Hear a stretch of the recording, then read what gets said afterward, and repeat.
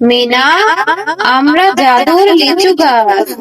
আমাদের লিচু গাছ থেকে লিচু নিয়ে তুমি যদি তোমার মাকে খাওয়াও, তাহলে তোমার মা সুস্থ হয়ে যাবে। মা, মিনা, আমি একটু বাজারে যাচ্ছি রে মা। ঘরে যে বাজার সদাই কিছুই নেই, তুই বাড়িতেই থাক। আমি বাজার করে তাড়াতাড়ি ফিরে আসবো রে মা। মা, আমাকেও সাথে করে নিয়ে যাও না। আমার না ঘরের মধ্যে একা একা থাকতে একদম ভালো লাগে না। মারে, আমি যে তোকে নিয়ে যাব, আমার কাছে বাড়তি কোনো টাকা নেই রে মা। আর তুই বাজারে গেলে তো এইটা সেইটা দেখে চেয়ে বসবি। আমি তোকে কোথা থেকে কিনে দিব রে মা, আমার কাছে যে কোনো টাকা নেই। মা, আমি কিছু কিনে দিতে বলবো না তোমাকে। তুমি আমাকে তোমার সাথে নিয়ে যাও না। তোমার সাথে গেলে আমার একটু ঘোরাও হয়ে যাবে। তুমি তো আমাকে কোথাও ঘুরতেও নিয়ে যাও না মা। এরপর মিনা তার মায়ের সাথে বাজারে চলে যায়। মিনার মা যখন বাজার করছিল, তখন মিনা পাশের দোকানে থাকা তরমুজের দিকে তাকিয়েছিল। মা, ও মা, দেখো না পাশের দোকানে কি সুন্দর লিচু বিক্রি করছে। লিচুগুলি দেখতে কত সুন্দর। না জানি লিচুগুলি খেতে কত মজা হবে। মা, তুমি কি আমাকে কিছু লিচু কিনে দিবে? মিনা, আমি এজন্যই তো তোকে আমার সাথে আনতে চাইনি। আমি জানি তুই বাজারে এলে কিছু না কিছু বায়না করবি। মা, মিনা, আমার কাছে যে কোনো টাকা নেই, আমি তোকে কি করে লিচু কিনে দিব রে মা। আমার কাছে যেই কয় টাকা ছিল, সেই টাকা দিয়ে তো আমি বাজার করে ফেলেছি রে মা। আর আমার কাছে কোনো টাকা নেই। তাছাড়া লিচুর যেই দাম, আমি তোকে লিচি কি করে কিনে দিব রে মা। তারপর শেফালি শিয়ালিনী ও মিনা বাজার করে বাড়ি চলে আসে। আচ্ছা মা, লিচুর দাম কত টাকা বলো তো? কেন রে মিনা, তুই লিচুর দাম জেনে কি করবি? 100টা লিচুর দাম তো 250 টাকা হবে রে মা। মা, আমি না কিছু টাকা জমিয়েছি। স্কুলে যাওয়ার সময় তুমি যে আমাকে টাকা দিতে, সেই টাকা থেকে আমি কিছু টাকা জমিয়েছি মা। এসব তুই কি বলছিস রে মা, মিনা? তুই টাকা জমিয়েছিস? তা তুই কত টাকা জমিয়েছিস? তুমি বিশ্বাস করছো না তো মা? তুমি দাঁড়াও, আমি এখনই নিয়ে আসছি, তুমি দেখলেই বিশ্বাস করবে। এরপর মিনা তার ঘর থেকে তার জমানো টাকাগুলি নিয়ে আসে আর তার মাকে দেয়। এই নাও মা, দেখো এখানে কত টাকা আছে। হ্যাঁ রে মিনা, এখানে তো 250 টাকার উপরে আছে। এতগুলি টাকা তুই কোথা থেকে জমালি রে মা? এই টাকাগুলি জমাতে তো তোর অনেক দিন লেগে গেছে। মা, তুমি এই টাকাগুলি দিয়ে আমার জন্য 100 লিচু নিয়ে আসবে। তারপর আমি মজা করে লিচু খাবো।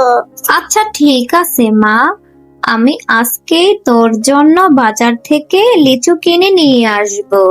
এরপর শেফালি শিয়ালিনী তার মেয়ে মিনার জমানো টাকা নিয়ে চলে যায় বাজারে লিচু কিনে আনার জন্য। এরপর শেফালি শিয়ালিনী বাজার থেকে লিচু কিনে নিয়ে যাওয়ার সময় বাঘিনীর সাথে দেখা হয়। এ কি, শেফালি শিয়ালিনী বাজার থেকে লিচু কিনে নিয়ে যাচ্ছে? দেখি তো ব্যাপারটা। এই শেফালি, কিরে, এই লিচুগুলি নিয়ে এত তাড়াতাড়ি কোথায় যাচ্ছিস? এই তো বাঘিনী ভাবি, আমি লিচু কিনে নিয়ে যাচ্ছি আমার মেয়ে মিনার জন্য। আমার মেয়ে মিনা লিচু খাওয়ার জন্য বায়না করেছিল, তাই তার জন্য লিচু কিনে নিয়ে যাচ্ছি। হ্যাঁ রে শেফালি, খেয়ে দিয়ে তো ভালোই আছিস। তা তুই কি তোর বৃদ্ধা মায়ের কোনো খোঁজ খবর রাখিস? শুনেছি তোর মা নাকি ভীষণ অসুস্থ। তোর মা নাকি তোকে দেখতে চেয়েছে।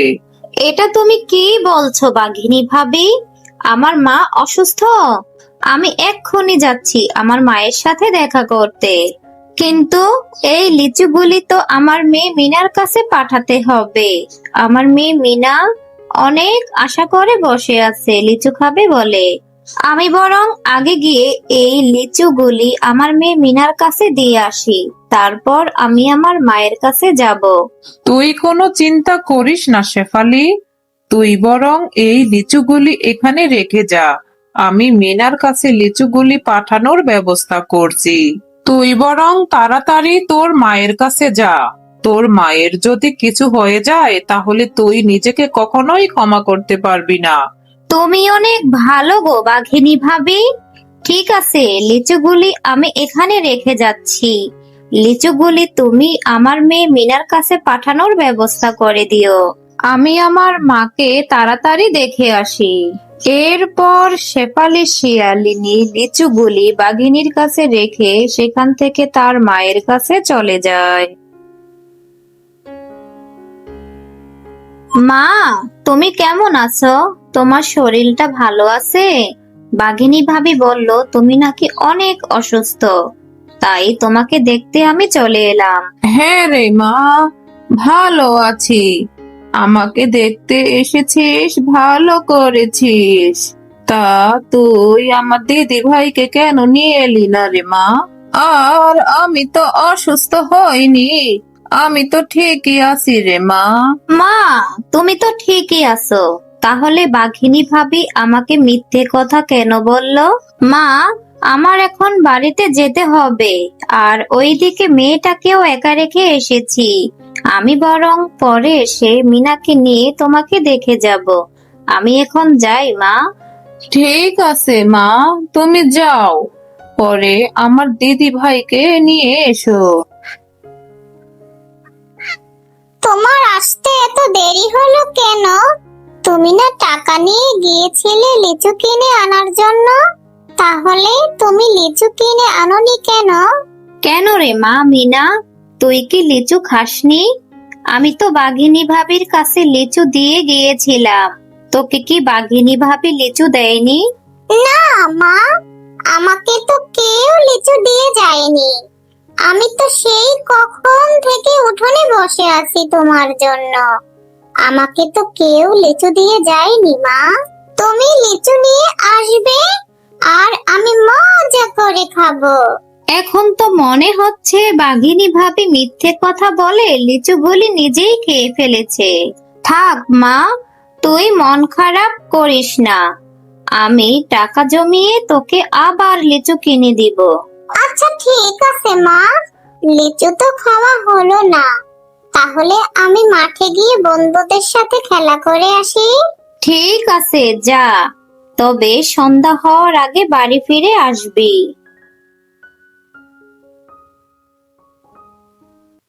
জানিস মিনা, আজ না আমি মজা করে লিচু খেয়েছি। আমার মা আমার জন্য বাজার থেকে লিচু কিনে এনেছে।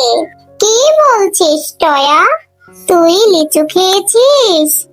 আমার না লিচু খেতে ভীষণ ইচ্ছে করছিল। চল টয়া, আমরা এখন বাড়ি ফিরে যাই, এখন তো সন্ধ্যা হয়ে গেল। এরপর খেলা শেষ করে মিনা ও টয়া একসাথে বাড়ি চলে আসে। মিনা বাড়ি ফেরার পথে টয়াদের বাড়ির সামনে কিছু লিচু ও লিচুর বীজ পড়ে থাকতে দেখে। টয়া, তোরা লিচু খেয়ে লিচুর বীজ ও খোসা এখানে ফেলে রেখেছিস। আমি তাহলে এগুলি বাড়ি নিয়ে যাই। ঠিক আছে রে মিনা, তাহলে তুই এগুলি নিয়ে যা।